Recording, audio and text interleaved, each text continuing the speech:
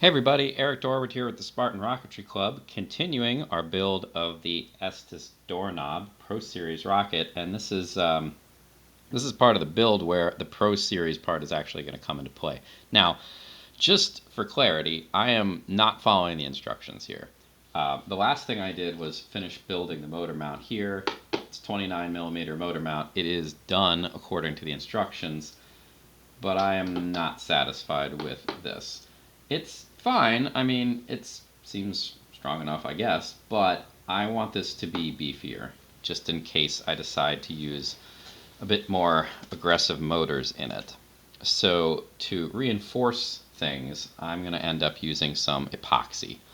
So again, epoxy, if you've watched previous videos or if you know anything about epoxy, it's not something that you should use if you are not a grown-up.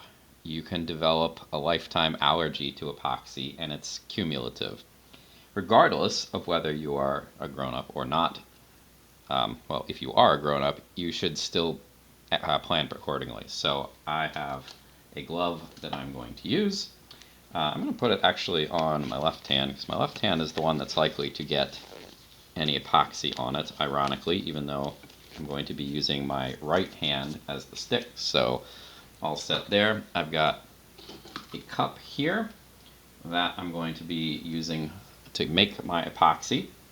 I've got my usual glue dowel rod, and I've got the epoxy itself. Epoxy is a binary, so it comes in two parts. You can certainly buy yourself a tube that has the two parts separately and then mixes them together. This is much more economical. You get, the tube doesn't cost a whole lot less than these two bottles, and these two bottles are going to last a while. The tube I find to be not a particularly good value because you basically need a new applicator every time you use it, and they tend to get, well, as soon as the glue mixes, you're making essentially a plastic brick. So the applicators are basically one use only, and I don't know, it doesn't seem like a particularly good value for your money.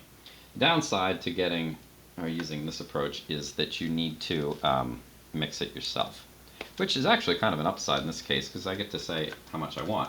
So I'm going to squeeze some of this stuff in here. My goal here is I'm going to reinforce this and then install it inside of the body tube. So I should need a decent amount. So I'm going to put fill kind of half the bottom of the cup with the red, and then do the same with the black. And yeah, I mean, it would probably be good if I really measured the volumes for this, but it's not that big a deal. Alright, this is 5-minute epoxy. That means 5 minutes from now, this is going to be a solid, unbreakable mess. So I've stirred it together, and the clock is ticking. I'm going to take some of this, and I'm not going to reinforce every single bit of my motor mount here. I'm going to avoid these parts right here. And I'm going to avoid them because I don't want anything messing with the fit of the rocket, the fins into this. And that's, if you recall from the previous video, that's where the fins are going to end up. So I'm only going to apply this stuff to spots that have plenty of space, that nothing's going to impinge upon them later once everything's nice and clean and dry. And yeah, alright, so I am basically just making a very messy fillet here, just around where my original one was. I didn't actually really make, I made a very minimal fillet earlier, but I'm going to reinforce that side, and I'm actually going to reinforce up here, but I'm going to do this a little more carefully, I think, because on the outside here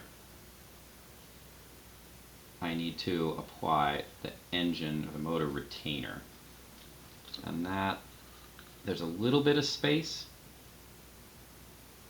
I do have some play to work with here, but not a lot. So I'm just going to kind of add this stuff in, right into the crack, right in the corner. This should serve as much reinforcement as I'm likely to need. I'm not going to fly this thing on a G motor. That's not going to happen for a variety of reasons. One is I don't have a field readily accessible to me where I could launch a rocket that high. Secondly, it just doesn't seem like the world's greatest plan for this kit. I think the balsa fins might end up as a limiting factor more than anything else. Alright, so I've smoothed that out as best as I can. I should probably smooth this out a little bit too. I mean, I did a bit, but I want to take one more pass at it. Alright, that's probably as good as that's going to get. I still have a decent amount of epoxy here, and I've got, oh, I don't know, 3 minutes or so to work with this before things start getting messy. Alright, I'm going to test fit this in here, which it's so tall it's not really gonna, you're not going to be able to see anything. This is actually fitting in quite easily. There's a lot of, it fits quite nicely, so I'm not worried about that. Alright, next, just make some room here so I can get this on camera. The amount of epoxy I got left should be more than enough for me to apply this. Now I'm going to apply this just past the cuts that are in the tube. At the far end. That's probably not the exact right place for this to go. In fact, I'm quite sure it's not. I need a second bit farther down as well, but this seems like a good place to start. Because otherwise, I mean, nothing is going to be touching right at the far end. This is a good place to start. Alright, so there's plenty in there. I still have more than enough, one would think. This is I'm gonna have to kind of eyeball this.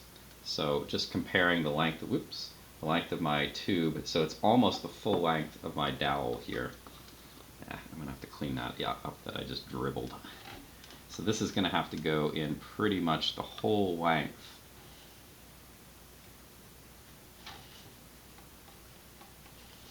Just brushing it out.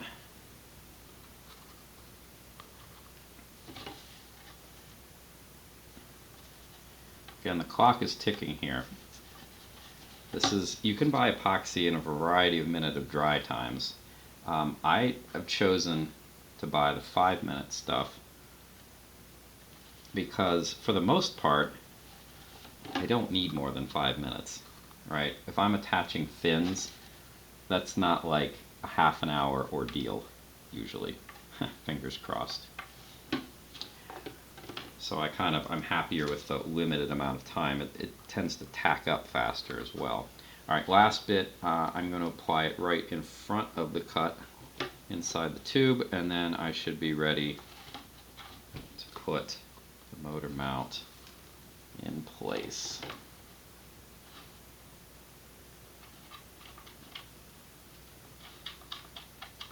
Kind of getting to the bottom of the cup here, so I did a pretty decent job of estimating how much I would need. And I'm also doing alright on time. This stuff is definitely starting to get tacky. So, yeah, clock is running out, but I'm just about to the point where that doesn't matter anymore. Like right there, that's the last bit I need to paint in. This is gonna stick to pretty much whatever I attach it to. So care needs to be paid, and I need to clean this stuff up like right now so I don't end up with a permanent plastic goop spot. Alright, last but not least, let's put this in. Again, this fit in quite nicely. I need to be careful of one thing, and that is where that notch is. The notch, remember, needs to be, there we go, the notch needs to be centered, of course, because otherwise, what's the point? Doesn't, you know, it would accomplish nothing. And I need to make sure that the end is flush. So I'm just going to put this vertically and then gently push it forward. And that should, well, it would, almost. flush, except that it kind of fell out a little bit, so I'm going to move faster this time. Alright, now I'm going to test fit one of these fins in here. It looks like I nudged it a little bit in the process. So I'm just going to test fit that it goes in and the whole way down. Great. I'm going to try all 4, just to be certain. It's 3.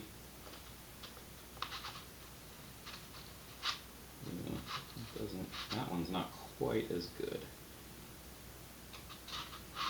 There we go. Okay. All 4 in place. I see a little smudge there too. That I might have picked up from the spot that I had on the ground. Or it might be from my gloves. I have a feeling it's from my gloves. So here I'm going to do. I'm going to take this glove off because it's done its job.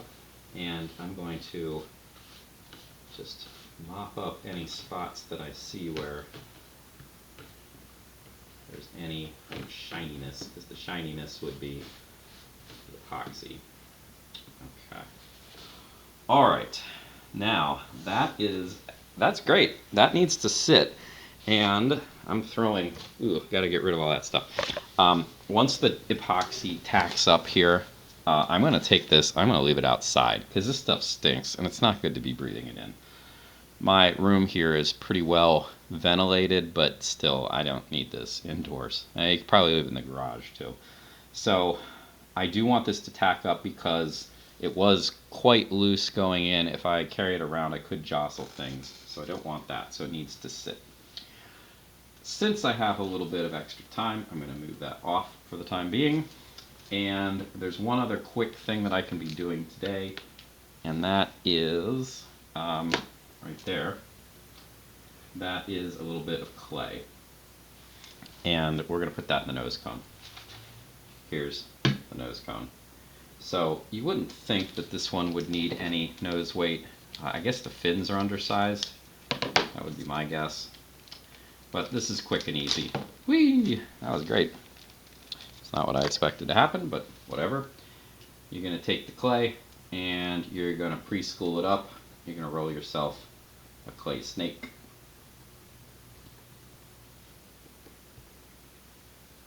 This doesn't need to be a particularly good clay snake.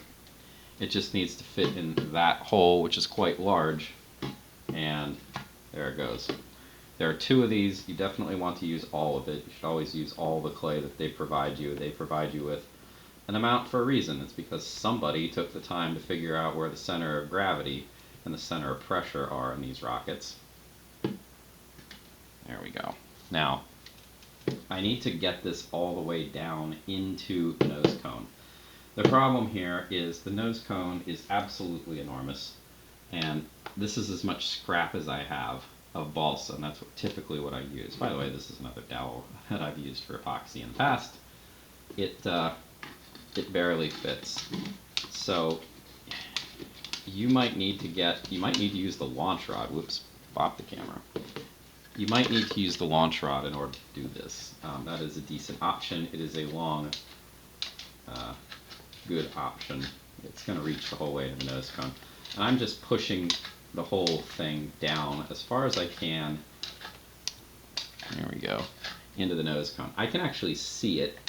It's a dark spot. I can also see the dowel as I'm moving it around in there too, which is kind of nice. But I mean, you don't really need to be looking in the hole in order to do this, which is good because that's not what I'm doing right now. So you just kind of push along the edges, push in the middle a couple times too, but as long as you push down the edges, it should be adequate. So have a look. Yeah, look at that. It's that's pretty good actually. You can see it. Yeah. I'm going to just tamp it down a little bit. I'm going to look down the hole this time because I want to tamp it in the middle. That's the spot I usually miss more than anything else. But overall, I mean, that looks pretty good. It is entirely possible that the glue is going to dry out and it's not going to stay in the nose cone. I wouldn't worry about that too much, really. It happens.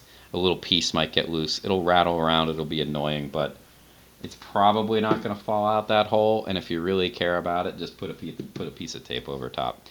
The difference between the nose, the weight being all the way in the nose and all the way back here, I mean, it's not zero, but it's still, I'm sure it's good enough. All right, nose cone taken care of. Epoxy smelling horrible, so that needs to go outside. It needs to go outside like right now. I'm gonna throw out my epoxy trash, and then yeah, this needs to thoroughly cure. I don't want that to be even kind of wet before I do the next stage. And I am going to use more epoxy in the next stage. I am going to attach the fins using epoxy. All right, so thanks for watching. I will see you then.